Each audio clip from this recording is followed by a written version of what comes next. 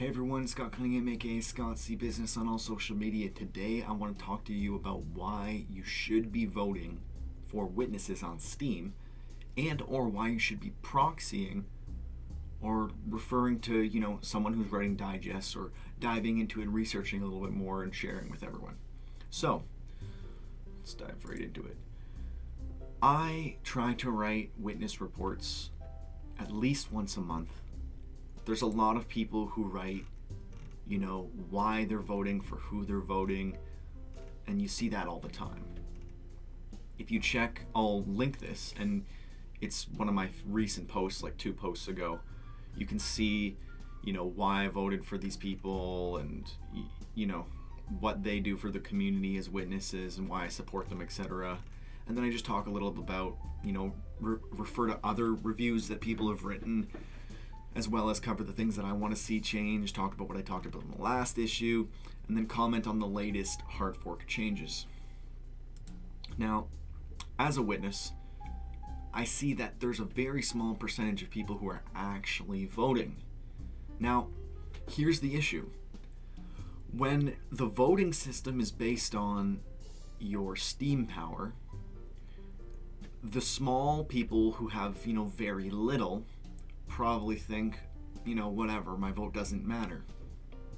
But when we allow only the people who have a lot of Steem power to do the voting, then what happens is the only people who are voting are the wealthy. And what happens then? Only the wealthy's interests are represented by the changes that are being made, right?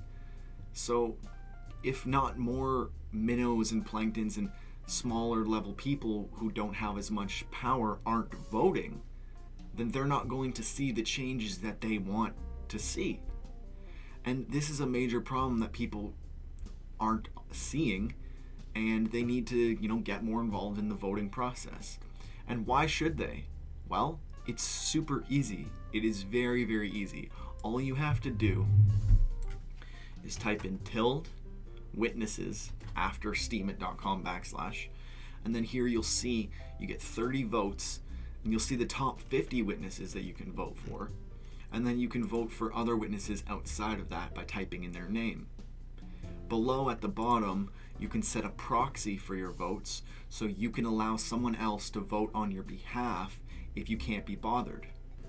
So there's a lot of people who just don't care or can't be bothered, and I think that's where proxy needs to come in. The big issue I see is someone says, I don't care enough, but I don't want to let someone else vote for me. So they're just doing nothing, and that's not helping anyone. So I really highly suggest you at least look at a digest that someone's wrote, like I did. You proxy or you do the voting yourself. It's really important to get it involved, as I said earlier, so that you could be represented. The more people that are represented on the Steem blockchain for the politics of it, the better. The more accurate of a representation we'll have. So witnesses can influence policy changes. They can set how much the registration fee is. There's a lot of things that they can influence in order to improve the platform. So you want to be voting for people who are communicative, contributive, helpful. I recently made a post on what you should consider when voting, and you should go and take a look at that. I'll also link that in the description as well, but definitely check that out.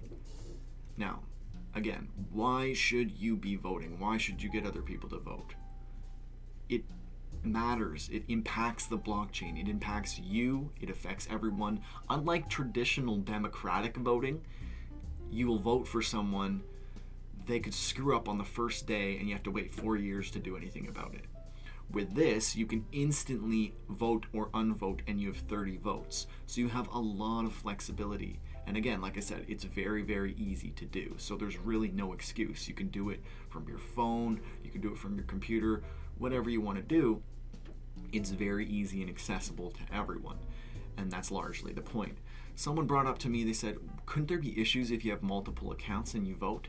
No, because it's based on your Steem power, and if you had a second account, you would have had to give in Steem power from your main account to power that account, thus having multiple accounts doesn't benefit in terms of voting. So voting can't be abused in that sense, but because people can pay to have more influence on their vote and then get people into power based on wealth, that's why all the minnows need to participate to offset that massive wealth gap. And as more and more minnows come onto the platform, the wealth is more and more, and the influence, I guess, is more distributed amongst them. So the more that are voting for witnesses, the more impactful it's going to be with the more members we have. So that's something that you should definitely keep in mind when going forward. So really the point of this was to make people aware of why voting matters and to encourage you to share with others and or encourage your friends who don't care or whatever to proxy their vote or just dive a little bit further into it. They don't need to get really crazy about it, but it's good to just do a little bit of basic research.